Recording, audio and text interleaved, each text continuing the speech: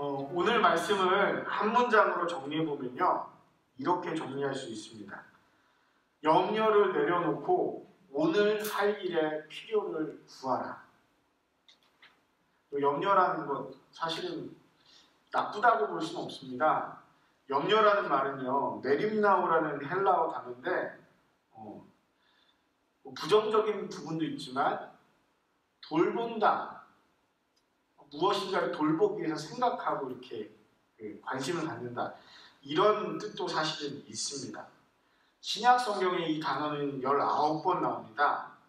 근데 신약 성경에서 사실 이 염려라는 말은요, 주로 일상에서 직면하는, 일상에서 겪게 되는 빈곤함, 굶주림, 기타 걱정거리들에 대해서 인간이 자연적으로 보이는 반응을 말합니다. 여러분 혹시 먹을 것 때문에 염려해 보신 적 있나요? 혹시 우리 젊은 청년들 먹는 음식 때문에 염려해 보신 적 있으세요? 혹시 잘 곳이 없어서 염려해 보신 적 있나요? 내일 뭐 입고 나가지 뭐 이런 정도가 아니라 진짜 옷이 다 헤어지고 없어서 입을 게 정말 없다, 이런 염려를 해 보신 적이 있는지 모르겠습니다.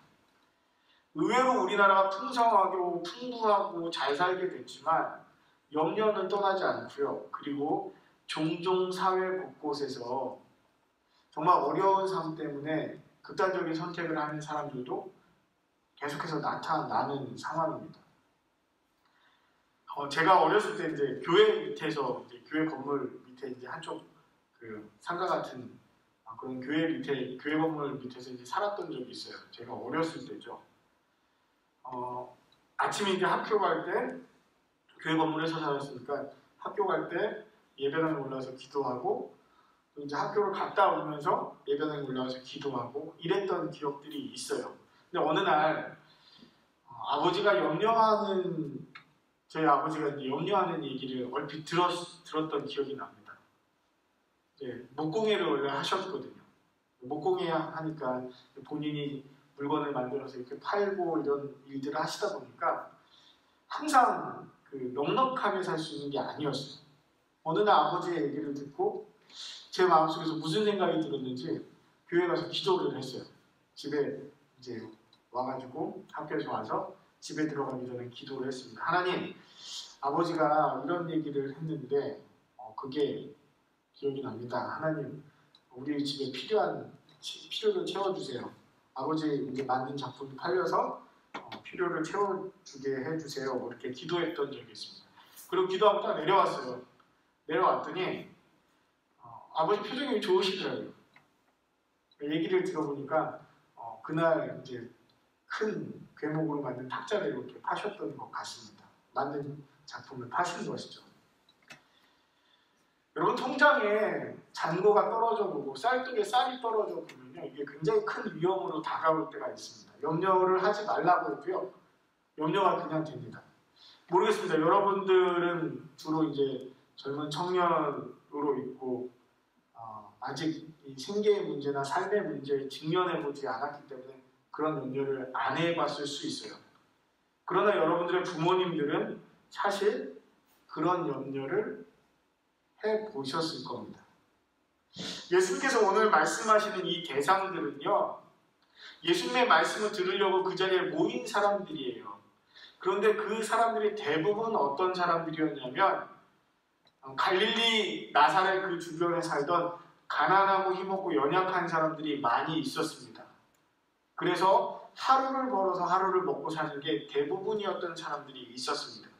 그들에게 이 말씀은 굉장히 많이 다가오는 말씀이었죠. 목숨을 위하여 무엇을 먹을까 무엇을 마실까 염려하지 말라고 말씀하셨는데, 당장 오늘 먹을 것이 없어서 혹은 저녁에 들어가서 오늘 임금을 못 받으면 내일 빵을 살 수 있는, 내일 떡을 살 수 있는 돈이 없어서 걱정할 수밖에 없는 그런 사람들이 많이 모여 있었어요. 그 중에는 또 부유한 사람들도 있었겠죠. 근데 예수님께서 뭐라고, 오늘 본문 말씀 앞에 뭐라고 말씀하셨냐면 너희 보물을 하늘에 쌓아두라 라고 말씀하신 거예요. 그 말씀을 하시면서 너희가 두 주인을 섬길 수 없다, 재물을 섬기든지 하나님을 섬기든지 둘 중에 하나만을 섬겨야 된다라고 말씀하시면서 오늘 우리가 읽은 이 본문 말씀을 얘기해 주신 것입니다. 여러분, 목숨을 위해서 무엇을 먹을지 걱정해야 되는 상황이면요, 굉장히 큰 염려의 상황이죠. 어렵습니다. 또 몸에 걸칠 것을 위해서 무엇을 입어야 될지 고민해야 되는 상황이면 참 어려운 상황이에요. 그런데 예수님의 말씀은 너희가 염려함으로 해결할 수 있는 일이 없다라고 말씀하셨습니다. 너희가 염려한다고 해서 키를 한 자라도 키울 수 있느냐? 머리를 한 터럭이라도 검게 할 수 있느냐? 사실은 좀 극단적인 얘기죠.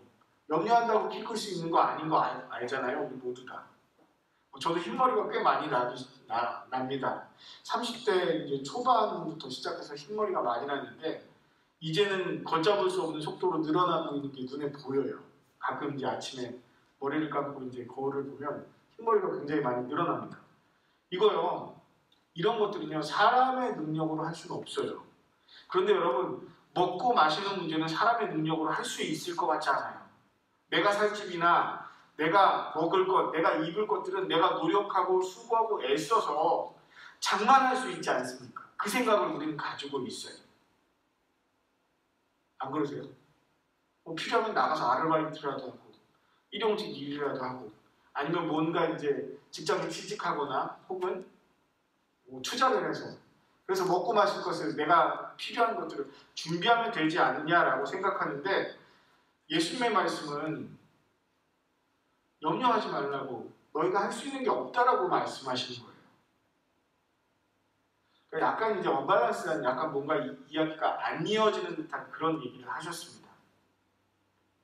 사실 본문 말씀을 자세하게 읽어보면요, 이게 안 맞는 얘기 같은데 라는 생각이 들어요.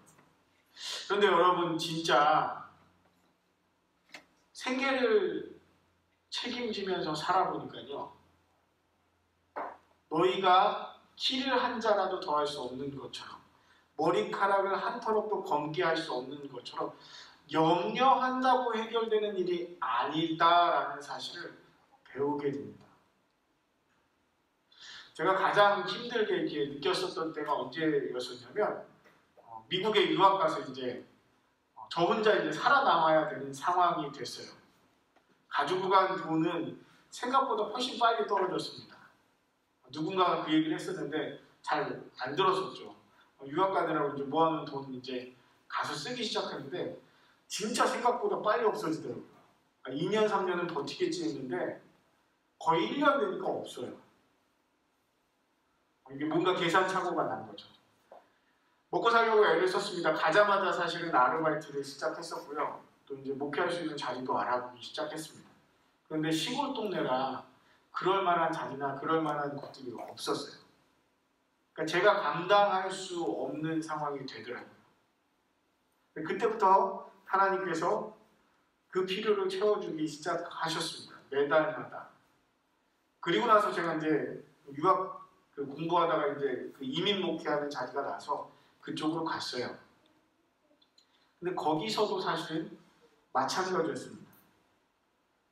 교회에서 풀타임 목회를 하면서도 필요한 부분들, 정말 내 힘으로 감당이 안 되는 부분들이 나타나는데 그것도 하나님이 채워주시기 시작하시더라고요.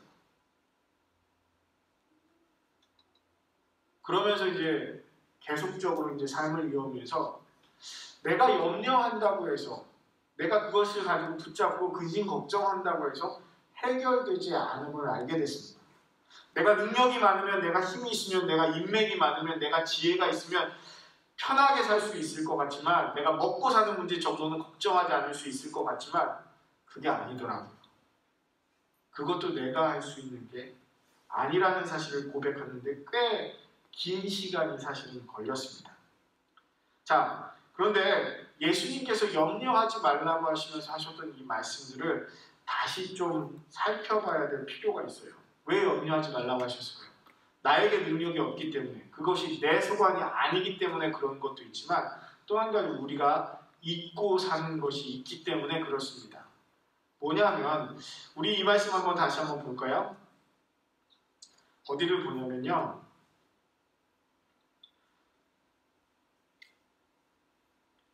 32절 우리 마지막 절 말씀 다시 한번 볼까요? 32절 말씀 한번 읽어보겠습니다. 시작. 이는 다 이방인들이 구하는 것이라 너희 하늘 아버지께서 이 모든 것이 너희에게 있어야 할 줄을 아시느니라. 아멘. 여러분, 여러분들의 필요를 여러분들의 부모님이 아시는 것처럼 물론 다 해주시진 않죠. 다 해주시진 않습니다. 이것저것 가지고 싶은 거, 사고 싶은 거 그런 것들을 달라고 해서 다 주시진 않아요. 그럼에도 불구하고 필요한 것들, 정말 생존하고 삶을 살아가는 데 정말 필요한 것들은 부모님들이 아시고 어떻게든 채워주려고 노력을 합니다. 예수님이 오늘 염려하는 우리에게 하셨던 말씀, 예수님께서 그 자리에 앉아서 예수님의 말씀을 듣고 있었던 사람들에게 하셨던 말씀이 이거예요. 너희가 이방인이 아니다. 너희는 하나님의 백성이다. 이 말씀을 해주신 거고요. 그리고 너희 하늘 아버지께서라고 말씀하셨습니다. 역으로 생각하면 뭐예요? 너희는 하나님의 자녀다라는 얘기예요. 하나님의 자녀가 왜 하나님 아버지를 믿지 못하고 염려하고 살고 있느냐라고 말씀하시는 겁니다. 네가 누구인지를 기억하라라고 말씀하시는 거예요. 네가 바라봐야 될 것이 어떤 것인가라는 것을 다시금 기억하라고 말씀하시는 겁니다. 염려가 너의 몫이 아니라 네가 누구인지, 네가 어디에 속해 있는지, 너의 하늘아버지가 누구인지를 기억하라라고 말씀하시는 거죠. 이걸 잊어버리니까 어떤 상황이 발생하냐면 보물을 땅에 쌓아둬야 되는 거예요. 하늘의 보물을 쌓아두라라는 그 말씀은 다른 의미가 아닙니다. 너희가 정말 어디에 소속되어 있고 너희를 돌보시는 분이 정말 누구인지, 너희가 정말 투자해야 될 것이 어디인지 이걸 기억하라라고 말씀하시는 거예요. 이 산상수훈의 말씀은 계속 반복해서 말씀드리지만 복된 사람의 삶입니다. 복된 사람이 어떻게 살아가는지, 어떤 태도와 어떤 방법으로, 어떤 자세로 살아가는지를 말씀해 주시는 게 이 산상수훈의 말씀인데, 하늘의 보물을 쌓아두래요. 이 땅에 창고를 짓고 창고에 먹을 것을 많이 쌓아둔다고 해서 너희가 행복한 것이 아니다라고 말씀하십니다. 그것 때문에 너희가 삶을 살아갈 수 있는 게 아니다라고 말씀하시는 거예요. 얼마 전에 뉴스를 보니까 우리나라 사람이라는 사람이 이제 그 코인 발명해가지고 비트코인 같은 암호화폐를 발명해서 이 한쪽 코인 가격이 떨어지면 다른 코인 갖다가 이걸 구매하고 이 균형을 맞추는 그런 시스템을 만들었다고 이렇게 나왔더라고요. 근데 이게 폭락하면서 거기에 투자했던 많은 사람들이 99%를 잃어버린 거예요. 100만 원 투자했으면 10,000원밖에 못 건지는 거예요. 99만 원이 날아갔어요. 안전장치를 만들었다고 해서 얘기했지만 결국은 그것은 무너지거나 쓰러지거나 없어질 수 있는 겁니다. 은행에 갖다 맡겨도 마찬가지고요.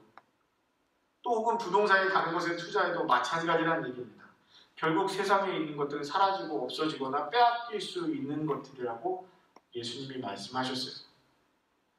그것 때문에 살아가는 게 아니다라고 말씀하시는 겁니다.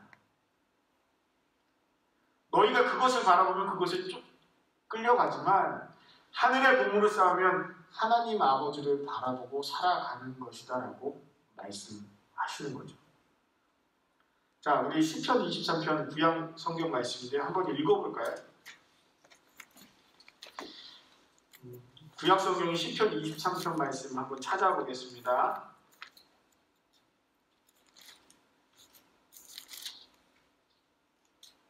시편 23편 말씀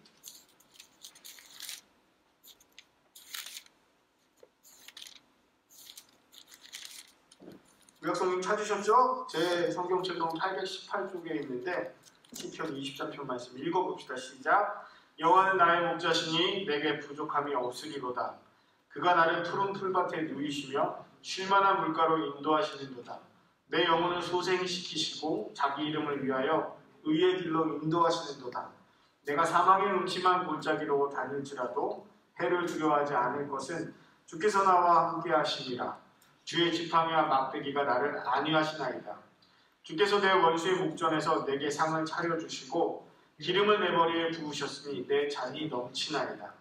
내 평생의 선하심과 인자하심이 반드시 나를 따르리니 내가 여호와의 집에 영원히 살리로다. 아멘.